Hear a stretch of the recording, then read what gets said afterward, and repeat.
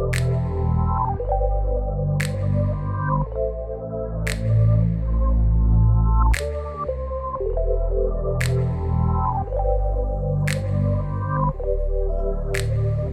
my name is Jenny and welcome back to my channel. So I'm here today in the greenhouse at my new allotment plot. Just to, I guess, make it clear, the greenhouse is not mine. It is full of lots of amazing things, but it actually belongs to the plot owner next door, who has been using it to, grow lots of things. I think we've got some melons in here, some cucumbers, a couple of squashes, but he's very kindly allowing me to use it too. So welcome to my channel to start with. I guess I thought it'd be helpful just to give you a bit of an overview about who I am, how I got here and what we're going to be doing. So I am an amateur gardener and I do love gardening, and I've been doing gardening at home for probably quite a few years, just with little raised beds, that kind of thing. But I've really struggled to get an allotment plot like lots of other people. And the site that I'm currently on, I am actually still on the waiting list for, because what's actually happened is there's another plot owner here who just has really struggled to be able to manage a full plot, and so was looking for somebody to help him out on his half, but also to give a portion too. So he's given me about a third of his allotment plot to do with as I please. So I am really, really excited about that. The only downside really is that it is June, so it's halfway through the growing season, and that really does mean that I'm not going to be able to get a huge amount done before winter. I am going to give it my best shot, but I expect that I'm probably going to end up just clearing a little bit of ground, probably just putting in 2, maybe 3 large vegetable beds, and growing crops that I can start in the summer months. Now, there are actually quite a lot of things that you can start June, July and August.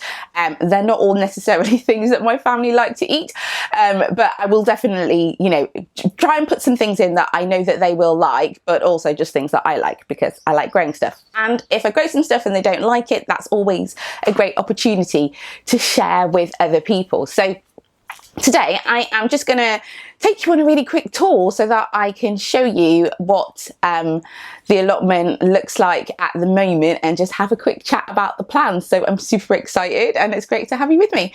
Right, let's go. This is the portion of the plot that I am helping out on. So as you can see, there's already quite a bit planted here. So in the foreground, there's some onions, which unfortunately have quite a lot of volunteer potatoes in them, but I've just kind of decided that I'm going to leave them in until it's time to pull the onions out in a couple of weeks, just because they're so close that I think it's really likely that I'm just going to end up damaging the roots if I take them out now.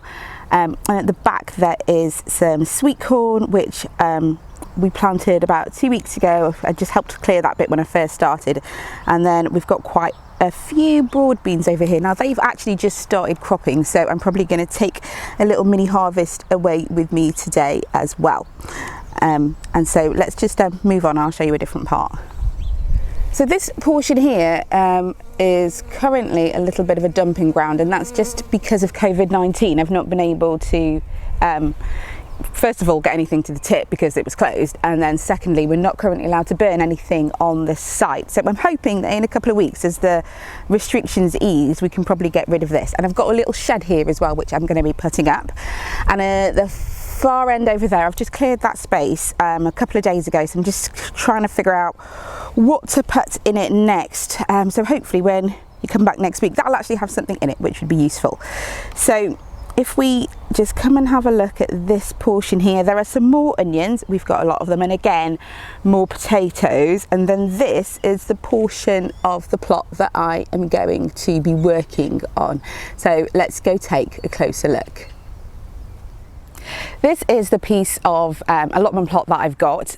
It is unfortunately quite weedy despite being covered. So it basically consists of 2 portions, this portion on your left and the portion on your right. But the bit on the left is actually pretty good because it has been covered for quite a while. So underneath the tarpaulin, most of the grass and weeds have actually died back. So I'm going to start on that side by putting in some quite wide beds, probably about 3.5 meters by 1.2 meters because it's actually a really wide plot, and I want to make the most of the growing space. I'm going to be putting in some no dig raised beds, well, modified no dig raised beds, and that's just because I want to make sure that I first of all clear some of those perennial weeds, so that I've got a better chance of actually keeping on top of them later on. Having had a look at the plot, one of the downsides is that it does have quite a lot of bindweed on it. So it's a bit of a pain because it is really actually very hard to get rid of, and I've spoken to some of the plot owners and it's pretty much across the site, but it is only a small patch here. I'm going to try and get as much of it out as I can, and then I will mulch on top first with cardboard and then with some compost, and hope that that helps me to keep it down. And really I think I'm just going to have to keep going through and pulling out those weeds as and when I see them. There's also quite a lot of mare's tail across the site. Now that doesn't really bother me quite as much. Honestly, it is a pain because you have to keep on top of it, but I haven't found that it particularly adversely affects anything that I want to grow. And I think that, you know, if you want to grow things, you've kind of got to be aware of the fact that you will definitely have some weeds, but if weeds grow, that means that other things will grow too.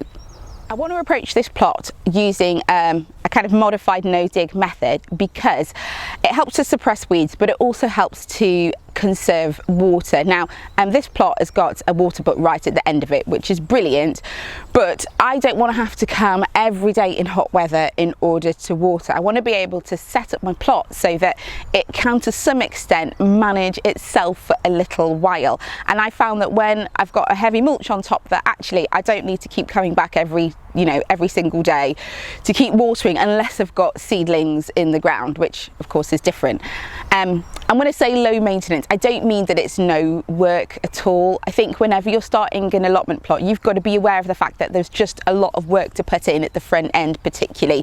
You know, you need to clear the ground, you're going to have to figure out what you're doing about raised beds, you're probably going to have to invest some money as well in, you know, new seeds or plant starts, maybe equipment if you don't already have it. But what you can do is take a really slow and steady approach to that. You know, Rome wasn't built in a day, and neither are allotment plots. It takes time, but it is definitely doable.